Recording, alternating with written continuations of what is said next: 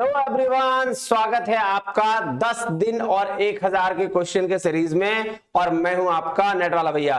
देखिए जी, last class में हम लोगों ने यानी कि लास्ट डे में टीचिंग एप्टीट्यूड के 50 क्वेश्चंस और इंटरनेशनल बिजनेस के 50 क्वेश्चंस हमने कर लिया है, वो भी प्रीवियस ईयर्स के सारे क्वेश्चंस है ना। तो आज का जो दिन है वो हम लोग शुरू करने वाले हैं क्या, रिसर्च एप्टीट्यूड। और उसके साथ साथ जो है हम शुरू करेंगे आपका सेकेंड हाफ में यानी कि रात के 8 बजे वो होगा जी ह्यूमन रिसोर्स मैनेजमेंट, उसका और बिजनेस मैनेजमेंट, ये दोनों एक साथ में कंबाइन है। तो वो दोनों का हम लोग क्या करेंगे, 50 क्वेश्चंस देखेंगे, है ना। तो चलिए आज हम शुरू करते हैं रिसर्च क्वेश्चंस। आइएगा जी, ज्यादा लेट नहीं करते हैं, है ना।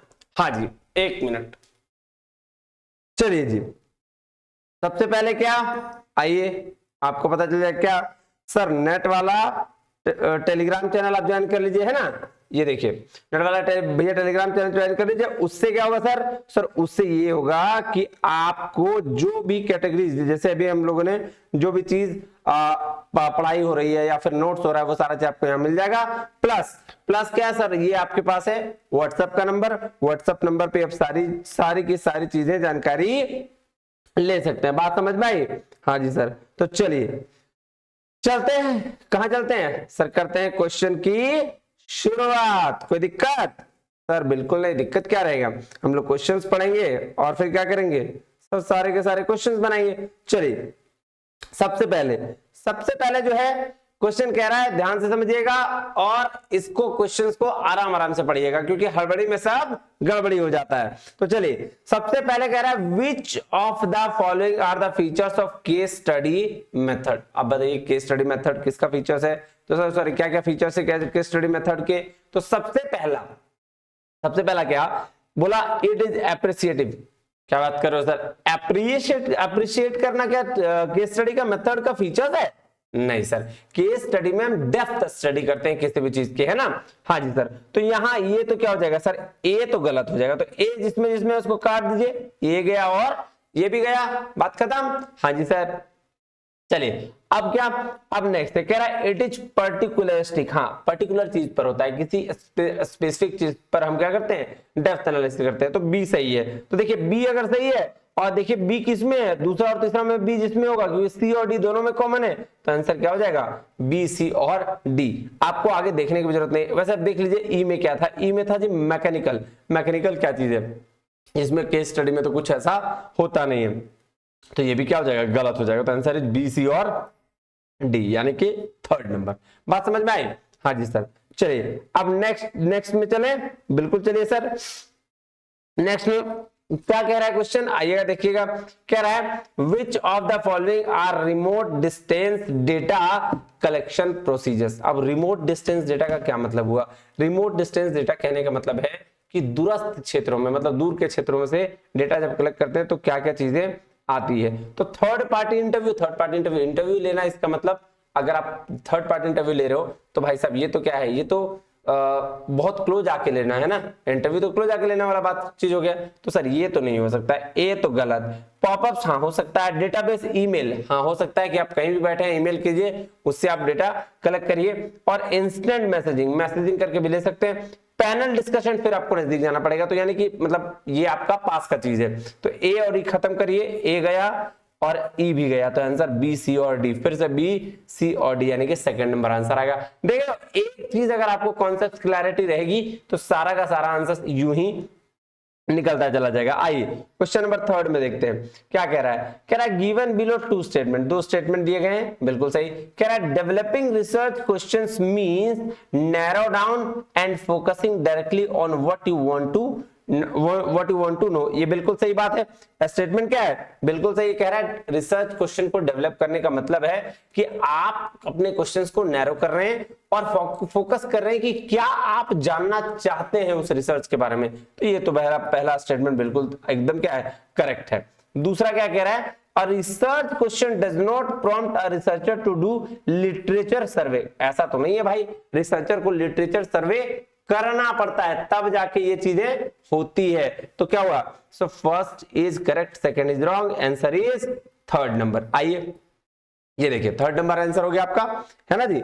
चलिए, N exploratory research on a small scale called अब देखिए एक्सप्लोरेटरी रिसर्च का मतलब क्या सर, एक्सप्लोरेटरी रिसर्च का मतलब होता है जब हम पायलट स्टडी करते हैं ना, कि कोई भी चीज को एक्सप्लोर करना है, कभी थोड़ी सी कम नॉलेज है, हमको क्या करना है और पायलट स्टडी करना है, टेस्ट दे लगाने पायलट, और उस बेस पर हमको चीज को क्या करना है, एक्सप्लोर करना है। तो that is third number, pilot test. चलिए नेक्स्ट करें, क्या कह रहा है, व्हेन द ओरिजिनल पार्टिसिपेंट्स, क्या कह रहा है, when the original participants in a longitudinal study drop out midway it is called। अब मेरे को बताइए इसको क्या बोलते हैं जी सर, इसको बोलते हैं मोर्टेलिटी। इसको क्या बोलते हैं, मोर्टेलिटी। चलिए नेक्स्ट में चले, आइए आंसर। अब नेक्स्ट में ये देखिए आपका क्या है सर, रिसर्च के टाइप्स है सर। अप्लाइड रिसर्च कहां आएगा सर, अप्लाइड रिसर्च आएगा फाइंड प्रैक्टिकल सॉल्यूशंस, नहीं बेसिक रिसर्च क्या आएगा, contribution to knowledge. Quantitative research मतलब ऑब्जेक्टिव, और क्वालिटेटिव मतलब एक्सप्लोरेशन। तो आ जाइए ए का फोर, एक ही में तो है ऑप्शन नंबर सेकंड, बात खत्म, बन गया, बाकी सब ऐसे ही बन जाएगा। चलिए 7 नंबर देखिए, कह रहा है इन विच रिसर्च डिजाइन, क्या बोल रहा है, in which research design the independent variable is selected rather than manipulated. एक बात ध्यान देखिएगा, यहां इंडिपेंडेंट वेरिएबल को सेलेक्ट किया गया, मैन्युपुलेट नहीं। आप मुझे बताइए कि जहां इंडिपेंडेंट वेरिएबल को मैन्युपुलेट किया जाता था उसको हम लोग क्या बोलते थे सर, उसको एक्सपेरिमेंटल रिसर्च डिजाइन बोलते थे। लेकिन जहां इंडिपेंडेंट वेरिएबल को सेलेक्ट कर लिया गया that is called x post facto research design. बात समझ में आया, यहां पे इंडिपेंडेंट वेरिएबल का कोई काम नहीं होता है क्योंकि ऑलरेडी वो घटना घट चुकी होती। बात समझ में आई, हाँ जी सर। चलिए नेक्स्ट चले, ये देखिएगा आपका एक्स पोस्ट फैक्टो दिया हुआ है, this research is also known as after the fact causal comparative research, है ना। In this study investigation start after the fact has occurred, manipulation इसमें पॉसिबल नहीं है ना। In this research researcher identify the event that have already occurred. तो इसको आप पढ़ लीजिए। और एक्सपेरिमेंटल रिसर्च क्या करता है, मैनिपुलेशन होता है, देखिए है ना, इंडिपेंडेंट वेरिएबल को मैनिपुलेट करते हैं और ये जानने के लिए कि डिपेंडेंट वेरिएबल का क्या वैल्यू दिया गया है ना, observing its effect on another variable. Another variable का इफेक्ट जानने के लिए हम क्या करते हैं, इंडिपेंडेंट वेरिएबल को क्या मैनिपुलेट करते हैं। देखिए आंसर हो जाएगा x post facto research design. चलिए क्वेश्चन नंबर 8 पे चलें, बिल्कुल चलिए सर। क्या कह रहा है क्वेश्चन नंबर 8, कह रहा है स्टेटमेंट 1 कह रहा है in the inductive approach a theory generated out of research finding. हाँ बिल्कुल सही है, इंडक्टिव अप्रोच में थ्योरी को जनरेट ही तो किया जाता है ना, और डिडक्टिव में थ्योरी को टेस्ट किया जाता है। कह रहा है option 2 the deductive approach research is done in the relation the hypothesis drawn from the theory in the question. हाँ बिल्कुल, हाइपोथेसिस बनाया जाता है, उस बेस पर टेस्टिंग की जाती है। तो यानी कि बोथ स्टेटमेंट क्या होगा, सही होगा, यानी कि दोनों का दोनों सही answer number 1। When it comes to the data arrangement, qualitative research must guard against the error of, बोल रहा भाई साहब जब आप डेटा अरेंजमेंट की बात कर रहे हैं तो क्वालिटेटिव रिसर्च को है ना कौन सा एरर में नहीं रखना चाहिए। तो क्वालिटेटिव रिसर्च अगेंस्ट किसके होगा आना चाहिए, सेग्रीगेशन की, बंटवारा हो जाना चाहिए ना, segregation of research is the answer, है ना। चलिए नेक्स्ट कह रहा है which one of the following parent organization of a Scopus। Sir Scopus के लिए एक ही पेरेंट ऑर्गेनाइजेशन है जिसको एल्सेवियर बोलते हैं, आंसर इज 4। चलिए नेक्स्ट चले, हाँ जी सर। कह रहा है question number 11 multivariate studies demand higher larger sample than the univariate study. बिल्कुल सही, जितना ज्यादा आप स्टडी करिएगा उतना ज्यादा सैंपल की जरूरत पड़ेगी। फिर दूसरा स्टेटमेंट देखिएगा, पहला स्टेटमेंट तो ये हो गया, दूसरा स्टेटमेंट कह रहा है multivariate studies do not analyse the data sets involving several responses. क्या बात कर रहे हो सर, ये तो गलत है, मल्टीवेरिएट डेटा भी तो एनालाइज करता ही है, तो ये सही हो गया, ये गलत है, यानी फर्स्ट ट्रू सेकंड फॉल्स। आइए थर्ड नंबर आंसर, है ना। चलिए क्वेश्चन नंबर 12 पे चले, बिल्कुल चलिए सर। आइए कह रहा है in the context of research methodology what does the word ontology refers to. Ontology मतलब होता है रियलिटी, एग्जैक्टली। देखिए कह रहा है concept and categories, their properties and relationships. तो ये तो चलिए अभी इसमें रियलिटी पे डर लग रहा है, चलिए नेक्स्ट पढ़ लेते हैं। कह रहा है रिसर्च पेपर एंड जर्नल्स, ऐसा होता है क्या, ये तो कभी नहीं है। कैंसर डिजीज, क्या बात करो सर, ऐसा बिल्कुल भी नहीं है। वर्ड इंडस्ट्रिंग मेथड नहीं, तो ऑब्वियसली ये होगा। ओंटोलॉजी का मतलब होता है जो रियल चीजें हो रही है रियलिटी से, है ना, पहला। चलिए क्वेश्चन नंबर 13 चले। When the variable lead to a spurious interpretation of research result, it is called।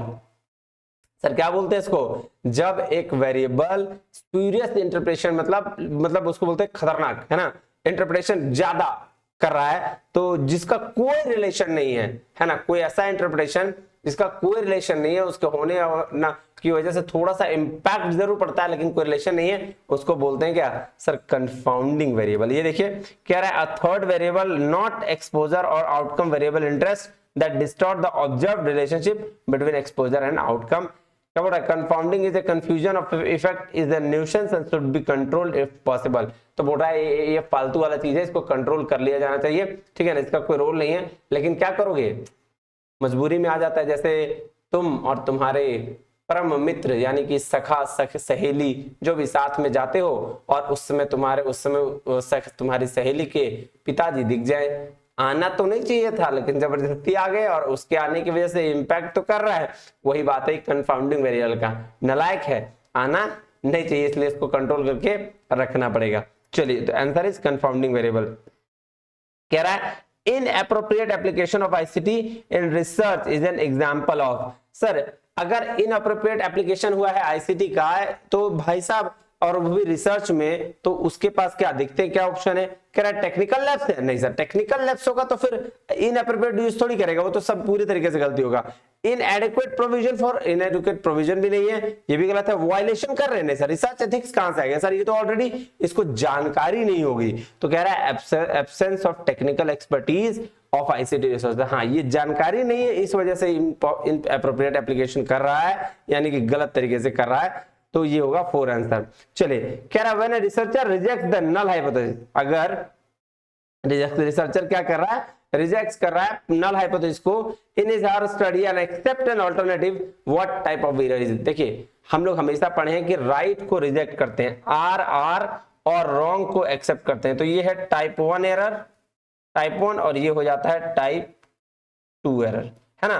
तो राइट को रिजेक्ट कर, देख लीजिए नल हाइपोथेसिस क्या हुआ, रिजेक्ट कर दिया, तो रिजेक्ट कर दिया तो ये हो जाएगा क्या, टाइप 1 एरर।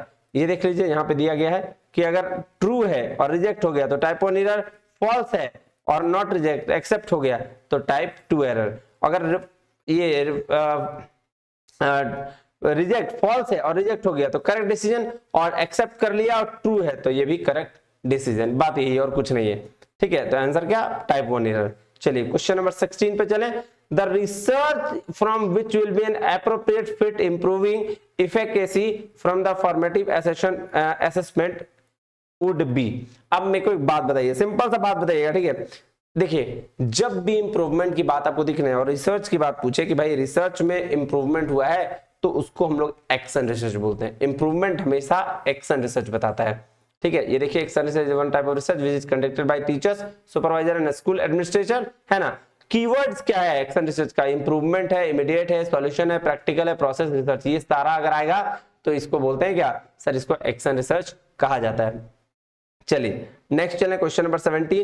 देखिए मैं थोड़ा फास्ट जरूर कर रहा हूं लेकिन आपको आराम से शांत रह के तब बनाना है, क्योंकि मुझे टाइम, आपको फालतू टाइम वेस्ट करने से फायदा ही नहीं, तो जल्दी मैं आपको ये काम कर दे रहा हूं। चलिए identify the qualitative research design from the list given below. अब देखिए इसमें क्वालिटेटिव रिसर्च को फाइंड करना है, कैसे फाइंड करेंगे, है ना। तो आइए इसमें फाइंड करते हैं। सबसे पहला कह रहा है exploring common experience of individual to develop a theory, बिल्कुल सही। कुछ जहां थ्योरी डेवलप की जाती है उसको हम लोग इंडक्टिव अप्रोच बोलते हैं, इंडक्टिव रिसर्च बोलते हैं, और वही चीज क्या है, क्वालिटेटिव रिसर्च है। तो एक तो सही हो जाएगा, फर्स्ट नंबर सही है। तो फर्स्ट किसमें उसको रखिए, बाकी हटा दीजिए, फर्स्ट इसमें और इसमें, इसको हटा दीजिए, ठीक है। अब देखिए दोनों में कोई कॉमन है क्या, 3, तो 3 भी होगा, एक इसको भी रख लीजिए। आप 2 और 4 में देख लीजिए, 2 में क्या है, कह रहा है कंट्रोल करना, मैनिपुलेट करना, ऑब्जर्व करना और मेजर करना। सर ये सब काम क्वालिटेटिव का है, नहीं सर ये क्वांटिटेटिव का है, तो इसको भी हटा दीजिए। आंसर क्या होगा, 1, 3 और आपका क्या 4। अब 3 और 4 को एक बार पढ़ के देखिए क्या बोल रहा है, कह रहा है explore the shared culture of A people. अरे बताइए इथनोग्राफी की बात कर रहा है कि नहीं सर, ये इथनोग्राफी की बात कर रहा है कि नहीं सर, हाँ सर। और ये किसका है सर, ये क्वालिटेटिव का ही पार्ट है। Explore the individual stories, sir narrative research की नहीं बात कर रहा है ये, तो सर ये सब क्या है, क्वालिटेटिव रिसर्च का पार्ट है। तो आंसर हो गया फर्स्ट। ये देखिए शेयर्ड कल्चर मतलब इथनोग्राफी और स्टोरी डिस्क्राइब मतलब नैरेटिव, ठीक है, फर्स्ट आंसर। क्वेश्चन नंबर 18 में आइए, कह रहा है in which of the following research method manipulation, control of variable and randomization of sample are two basic requirements. Sir experimental, यहीं पे तो हम मैनिपुलेशन करते हैं, जहां इंडिपेंडेंट वेरिएबल को हम लोग मैनिपुलेट करके डिपेंडेंट वेरिएबल के बेस पर उसको वो चीज चेक कर लेते हैं। हाँ जी सर, अब आ जाइए, देखिए आंसर क्या हो गया, एक्सपेरिमेंटल। क्वेश्चन नंबर 19 में आइए सर, क्या कह रहा है, कह रहा है which of the following disadvantage of qualitative research, है ना। तो डिसएडवांटेज किसका देखना है सर, क्वालिटेटिव रिसर्च का डिसएडवांटेज देखना है। क्या कह रहा है, too sensitive to the context. अब देखिए किसी भी संदर्भ में अगर टू सेंसिटिव है तो ये तो बढ़िया बात है, तो ये तो डिसएडवांटेज नहीं हुआ। तो सर ए वाले को पहले हटा दीजिए, ए वाला ये नहीं होगा, तो ए वाला ये गया और ये भी गया।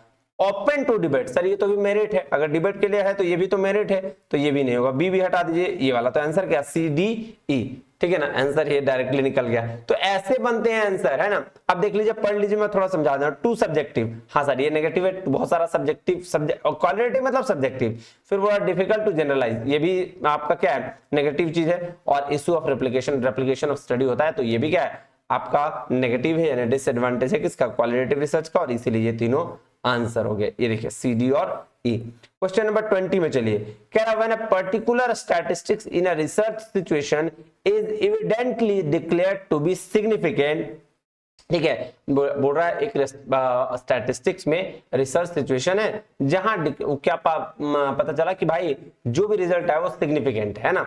तो बोल रहा है which of the following decisions will be considered tenable, कौन सा डिसीजन है सॉरी कौन सा डिसीजन है जिसको कंसीडर किया जा सकता है। तो पहला क्या होगा, नल हाइपोथेसिस को रिजेक्ट कर देना है, और दूसरा ऑल्टरनेटिव को एक्सेप्ट कर लेना है, यही दोनों तो होगा ही। तो आंसर क्या हो गया, ए एंड बी। आ जाइए, आंसर हो गया ए बी 4 नंबर।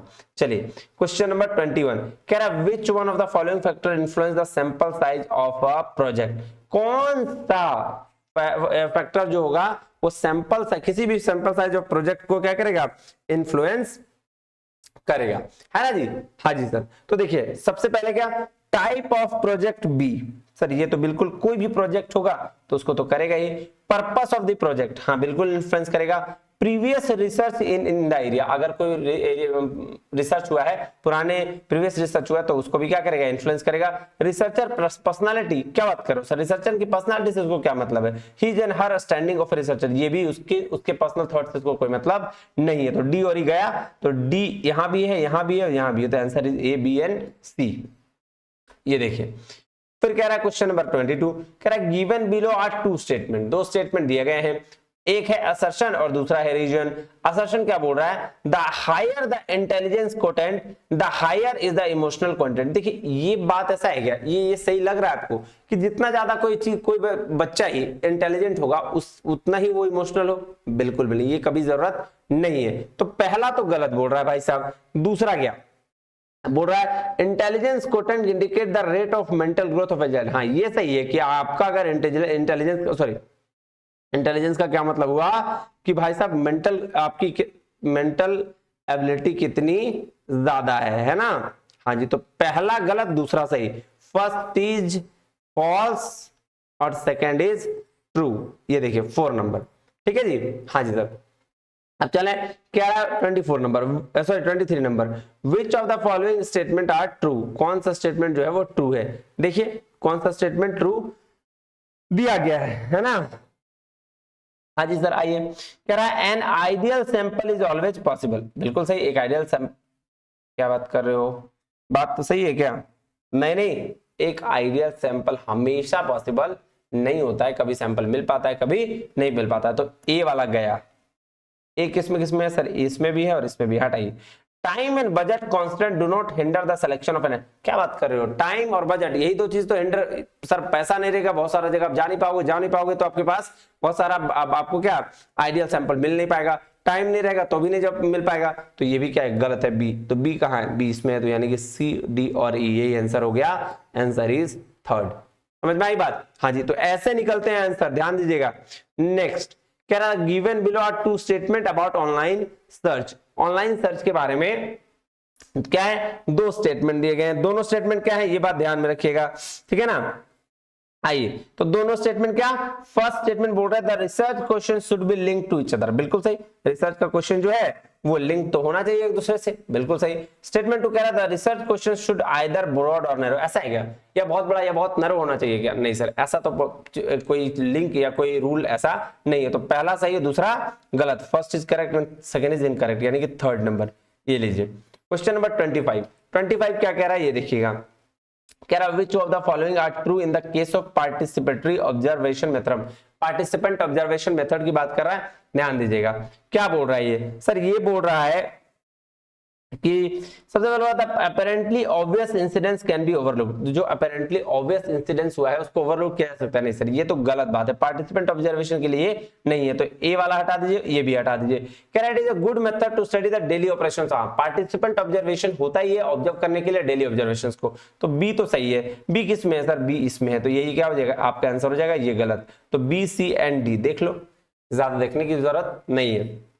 चलिए क्वेश्चन नंबर 26 कह रहा है which of the following valid reason literature review in research. अब कौन सा वैलिड रीजन आपके पास अवेलेबल है किसके लिए सर, लिटरेचर रिव्यू के लिए। तो ध्यान दीजिएगा, कह रहा है it shows the present status of the knowledge in the field of research so that the significance of the proposed research question is clear. क्या शो करता है कि प्रेजेंट स्टेटस ऑफ नॉलेज, कि भाई जो भी हम फील्ड में रिसर्च कर रहे हैं, किसी भी फील्ड में किसी भी टॉपिक में रिसर्च कर रहे हो, तो उसका प्रेजेंट स्टेटस क्या है और उसका सिग्निफिकेंस क्या होगा, उससे रिलेटेड जो क्वेश्चन है वो क्लियर करता है। तो भाई साहब ए नंबर तो बिल्कुल सटीक है। यही काम है लिटरेचर रिव्यू का, कि आपको अपने टॉपिक से रिलेटेड जितने भी डाउट्स होंगे ना वो क्लियर हो जाएंगे अगर आप लिटरेचर रिव्यू करोगे तो। दूसरा कह रहा है it gives a correct context to the scope of the work proposed in thesis. Thesis के लिए आगे आपको क्या काम करना है वो उसको प्रोवाइड लिटरेचर रिव्यू करता है। तो ए और बी दोनों बिल्कुल सही है। अब आइए सी में, it demonstrate the scholarliness thesis right और नहीं, बिल्कुल नहीं, ये गलत बात है भाई। कह रहा है इट फिल्स द मिनिमम पेज। क्या बात करो यार, ऐसा थोड़ी है कि मिनिमम पेज फुल करने के लिए हम लिटरेचर रिव्यू करते हैं, नहीं। तो answer is A and B, first number. आइए फिर क्वेश्चन नंबर 27 क्या बोल रहा है, कह रहा है when a research problem is related to the heterogeneous population the most suitable sample. अरे हेटेरोजेनियस की बात कर रहा है, आ जाओ स्ट्रेटिफाइड में। Stratified is the best answer for heterogeneous. और अगर बात कर दे होमोजेनियस की, तो सर होमोजेनियस की अगर बात कर दे तो आ जाता है क्लस्टर सैंपलिंग। क्या आता है जी, क्लस्टर सैंपलिंग। बात समझ में आ रही है, हाँ जी सर। चलिए स्ट्रेटिफाइड। चलिए क्वेश्चन नंबर 28 देखें, the quantitative research is based on. Sir quantitative research, एक बात ध्यान बताइएगा, ग्राउंडेड थ्योरी किसका पार्ट, क्वालिटेटिव का। फील्ड का पार्ट आपका किसका, क्वालिटेटिव का। एक्सपेंशन भी करना क्वालिटेटिव का पार्ट। तो रिडक्शन ही ना पार्ट हुआ किसका, क्वांटिटेटिव का, क्योंकि रिड्यूस करते हैं हम। डिडक्शन हमेशा, अरे भाई क्वांटिटेटिव मतलब डिडक्शन, डिडक्शन ही तो बोलते हैं ना। हाँ सर, डिडक्शन मतलब रिड्यूस करना, बात खत्म है ना। ये आंसर आपका हो गया 28 का। क्वेश्चन नंबर 29 कह रहा which of the following should be take into account while preparing a questionnaire. बोल रहा है आप जब भी क्वेश्चनेयर बनाइएगा तो किन किन बातों का ध्यान रखिएगा, कंसीडर किन किन बातों को करिएगा। तो सबसे पहला किस किस चीज को कंसीडर करिएगा ये बात बताइए। सबसे पहले करिएगा पर्पस ऑफ द रिसर्च, बिल्कुल सही सर। रिसर्च का क्या पर्पस है, यही तो हम सबसे पहले देखेंगे। दूसरा देखेंगे ब्रीविटी ऑफ क्वेश्चंस, के क्वेश्चंस क्या क्या हैं। तीसरा देखेंगे अवॉइडेंस ऑफ लीडिंग क्वेश्चन। देखिए ये इसमें थोड़ा ना डाउट है मेरे को, फिर अभी इसको रहने दीजिए। तो पहला और दूसरा, ए बी किस में देख लीजिए, तो सर ए बी दोनों में होना चाहिए। ए तो इसमें है लेकिन बी नहीं है, सी तो इसमें सी तो अभी छोड़िए, बी है लेकिन ए नहीं है, तो A B and C answer यही हो जाएगा। देखिए क्या होगा ना, इसमें थोड़ा सा डाउट है मेरे को, इसीलिए मैं सी को कंसीडर नहीं कर रहा। क्योंकि आप ही सोचिए ना कि अगर हमको क्वेश्चनर लेना है, अगर क्वेश्चन बनाना है, तो लीडिंग क्वेश्चन को कैसे छोड़ सकते हैं। जो रिसर्च से रिलेटेड क्वेश्चन होगा वही तो लीडिंग क्वेश्चन होगा, और उसको छोड़ नहीं सकते। बट एनटीए ने आंसर दिया तो इसको मानना पड़ेगा। चलिए ए बी सी, ठीक है। कभी कभी क्या होता है ना कि आपको दो के बेस पर तीसरा आंसर लगा देना चाहिए, ये आंसर होगा आपका। क्वेश्चन नंबर 30 कह रहा है in using hypothetic deductive research paradigm which of the following sequence is considered appropriate. अब देखिए रिसर्च का ये क्या है सर, प्रोसेस है, टाइप्स है, सॉरी प्रोसेस है ना। प्रोसेस में सबसे पहले क्या करना है, हाइपोथेसिस मेकिंग। नहीं सर, हाइपोथेसिस थोड़ी बनाते हैं, हाइपोथेसिस से पहले हमको प्रॉब्लम फाइंड आउट करना पड़ता है, प्रॉब्लम लिखना पड़ता है, तो ये तो नहीं होगा। एस्टैब्लिशिंग अ रिसर्च प्रॉब्लम, फिर हाइपोथेसिस मेकिंग, फिर हाइपोथेसिस टेस्टिंग, फिर अराइविंग देना। हाँ ये हो सकता है, सेकंड नंबर इज आंसर, क्योंकि सब में हाइपोथेसिस मेकिंग और टेस्टिंग है, तो ये गलत ही होगा। तो आंसर इज यही सेकंड नंबर। चलिए क्वेश्चन नंबर 31 कह रहा which one of the following steps in research as least vulnerable ethics. अब देखिए रिसर्च एथिक्स में दो चीजें हैं, एक पूछा जाता है लीस्ट वल्नरेबल, एक पूछा जाता है सर मोस्ट वल्नरेबल। जब लीस्ट वल्नरेबल की बात हो ना तो सर इसमें सबसे ज्यादा जो होता है वो होता है आइडेंटिफाई द, देखिए आइए पढ़ते हैं उसमें क्या क्या बोलता है। सबसे पहले बोलता है आइडेंटिफाई द रिसर्च वेरिएबल्स। हाँ तो ये लीस्ट वल्नरेबल है, मतलब यहाँ बहुत कम जरूरत पड़ती है। और डिफाइनिंग द रिसर्च वेरिएबल, ये ए और बी यही ऑप्शन है जहां आपको लीस्ट वल्नरेबल की बोला जाता है। और अगर पूछ दिया कि मोस्ट वल्नरेबल क्या है तो डेटा कलेक्शन में मोस्ट वल्नरेबल होता है, डेटा और रिपोर्टिंग्स और आउटकम्स में मोस्ट वल्नरेबल होता है। ये बात ध्यान रखिएगा, ए और बी आपका आंसर हो गया। क्वेश्चन नंबर 32 कह रहा है given below are two statement, पहला असर्शन और दूसरा रीजन है, ठीक है। असर्शन पढ़िए, असर्शन क्या बोल रहा है ध्यान से देखिए। कह रहा है in order to bridge the gap between theory and practice both fundamental and applied research format have to be promoted। बिल्कुल सही, गैप को भरने के लिए अप्लाइड और क्या बेसिक रिसर्च दोनों आपको लिया गया है। Fundamental research focus on theory making and applied research directed exploring the applicability of theory varied practical situation. तो भाई साहब सही बात है, फंडामेंटल रिसर्च थ्योरी मेकिंग के लिए है और जो आपका क्या बोलते हैं ये अप्लाइड रिसर्च जो है वो एप्लीकेशन के लिए, मतलब प्रैक्टिकल सिचुएशंस के लिए। तो ये दोनों सही है और ए और आर आपका क्या हो जाएगा, करेक्ट हो जाएगा और आर सही एक्सप्लेनेशन हो जाएगा। देख लीजिए फर्स्ट नंबर। चलिए question number 33 the characteristics of आपका क्या एक्सपेरिमेंटल स्टडीज। कह रहा है एब्सेंस ऑफ रिसर्च बायस। क्या बात कर रहे हो, एब्सेंस रहेगा तो ये कैरेक्टरिस्टिक्स है, नहीं सर ये तो गलत हो गया। फिर दूसरा देखो कह रहा है absence of conditional asset environment, asset नहीं कंडीशनल कंडीशन एनवायरनमेंट, तो ये क्या सही है, नहीं सर एब्सेंस तो नहीं हो सकता, ये क्या है गलत हो रहा भाई।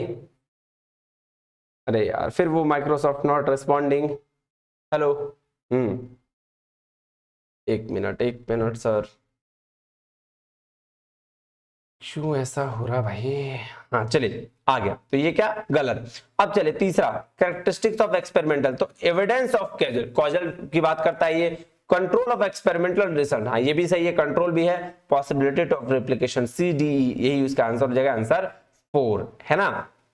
आइए जी क्वेश्चन नंबर 34 बोल रहा है identify the sequence of following steps in mail survey. तो सबसे पहले जब हम मेल से सर्वे करते हैं सबसे पहले हम सैंपल को सेलेक्ट करते हैं। क्वेश्चन नंबर ए पहला हो जाएगा ई। उसके बाद हो जाता है कंस्ट्रक्ट करते हैं क्वेश्चनएयर, एक क्वेश्चनएयर कंस्ट्रक्ट करते हैं। फिर उसके बाद हम प्रिपेयर करते हैं कवरिंग लेटर, फिर हम करते हैं मेल करते हैं और मेल करने के बाद मॉनिटर करते हैं कि हमारा रिटर्न मेल आया या नहीं आया। जैसे अभी हम रिसर्च कर रहे हैं तो हमको डेटा कलेक्ट करना होगा, तो हमको क्या करना पड़ेगा, सबसे पहले हमको सैंपल सेलेक्ट करके उसका हमको कंस्ट्रक्ट करना पड़ेगा क्वेश्चनएयर, और क्वेश्चनएयर को फिर हम क्या करेंगे, प्रिपेयर करेंगे उसका कवर लेटर और फिर मेल कर देंगे सबको मेल करने के बाद हम चेक करते रहेंगे कि भाई मेरा मेल आया कि नहीं आया, क्या कहानी है। तो ये हो गया 4 नंबर आंसर, EC वाला है ना, EACBD। क्वेश्चन नंबर 35 आइएगा जी, क्या कह रहा है, कह रहा है a systematic review of literature define the purpose of the review of the explicit terms. तो भाई बिल्कुल सही, systematic review of literature define करता है पर्पस ऑफ द रिव्यू की, क्या पर्पस है आपका रिव्यू करने का। दूसरा the systematic review can be applied to qualitative research since it is not evidence based. क्या बात कर रहे हो सर, क्वालिटेटिव रिसर्च सबसे ज्यादा एविडेंस बेस्ड होता है, तो इसीलिए इसको क्या ऐसा यहाँ पे गलत हो जाएगा आपका दूसरा स्टेटमेंट, पहला सही दूसरा गलत, यानी 3rd नंबर। चलिए क्वेश्चन नंबर 36 में आइएगा, कह रहा major advantage of an online survey are. अब देखिएगा मेजर एडवांटेज क्या क्या है ऑनलाइन सर्वे का, कह रहा it provide strong control over the data gathering process. ऐसा है क्या, ज्यादा नहीं, ये तो गलत है। कह रहा है the identified respondent always fill the questionnaire. ऐसा नहीं है यार कि ऑनलाइन सर्वे कर रहे हैं तो जो जिसको हम दिए डेटा भरने के लिए हमेशा फिल करके देता ही है, ये गलत बात है। इसमें ये गलत, ए और बी गलत है, तो ए गलत बी गलत और ये गलत, तो आंसर क्या सी और डी और ई आंसर हो जाएगा। देख लो ए बी इसमें नहीं है, होगा सारा आंसर, तो आंसर सी डी और ई ही होगा। चलिए क्वेश्चन नंबर अब आ जाइए 37 में, ये बोल रहा है मेजरमेंट स्केल देखना है, स्केल ऑफ मेजरमेंट है, इसको देखना है, मैच करना है।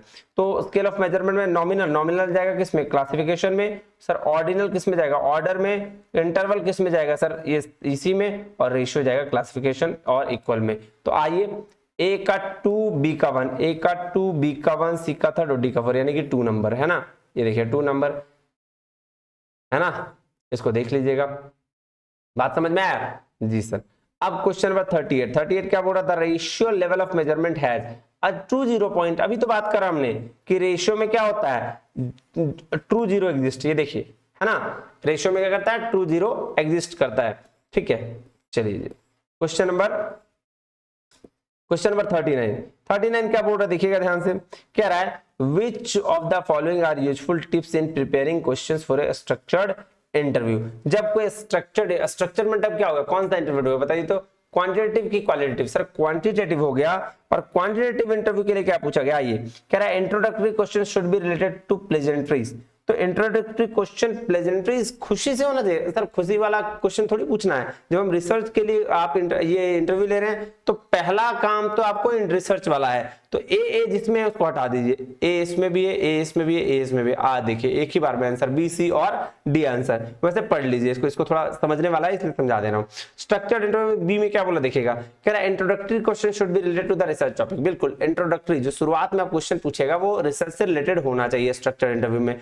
उसके बाद सी बोल रहा है questions can be grouped, question को ग्रुप में बांट लेना होगा, ठीक है। आपको क्या करना होगा, लिस्ट ऑफ क्वेश्चन बना लेना होगा। उसके बाद डी क्या कहता है, general question should preceded specific questions. अब जनरल से स्पेसिफिक में क्वेश्चंस आपको बनाना पड़ेगा, ठीक है। ई क्या है, रिपीट द पर्सनल क्वेश्चन। ऐसा थोड़ी पर्सनल क्वेश्चन को बार बार रिपीट करोगे तो वो भड़क जाएगा, इसलिए ये क्या है, आंसर नहीं होगा। चलिए बी, सी और डी।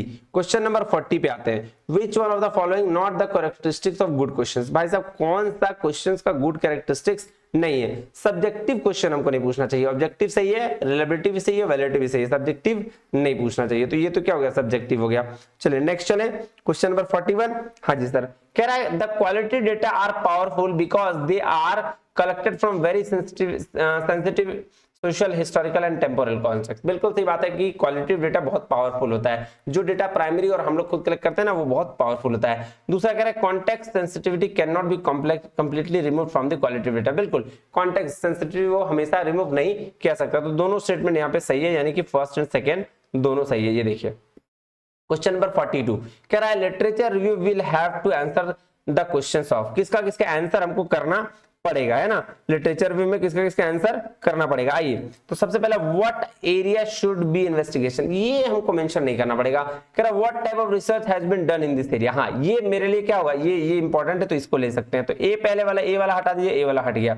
और क्या रखना है, बी रखना है। तो बी किस में है देखिए, तो बी सी डी यही वाला है, तो आंसर यही हो जाएगा। ये गलत, ये गलत और ये गलत। आगे देख लीजिए What research method have been used, तो ये भी हमारा क्या होगा, काम हो गया। फिर what area has not been investigated, ये पता करना है कौन सा एरिया ऑलरेडी इन्वेस्टिगेटेड है, इससे हमको कोई मतलब नहीं है, लेकिन कौन सा एरिया नहीं किया गया उसी पे तो हम रिसर्च करेंगे। और इसीलिए तो लिटरेचर रिव्यू किया जाता है ना। जब भी हम कोई रिसर्च करते हैं तो हमें फाइंड आउट करना पड़ता है कि भाई हम कौन से एरिया में काम नहीं हुआ है, तभी हम उस पूरे एरिया में रिसर्च करते हैं। तो इसीलिए लिटरेचर रिव्यू बोला। इसीलिए पहला वाला ऑप्शन जो आपका गलत हो गया, बोला भाई साहब what area should not be investigated, ठीक है, ये क्या गलत हो गया। बोला what area has not been investigated, should not be और व्हाट हैज नॉट बी, ये नहीं किया गया इसलिए सही है, और ये शुड था इसलिए ये गलत हो गया। बोला what method should have been used in earlier studies, पहले क्या यूज किया गया, इसको करके भी कोई फायदा नहीं है। तो आंसर बी, सी और डी होगा, है ना। आइए 43 नंबर कह रहा 43 कहता है गिवन बिलो टू स्टेटमेंट, दो स्टेटमेंट दिए गए।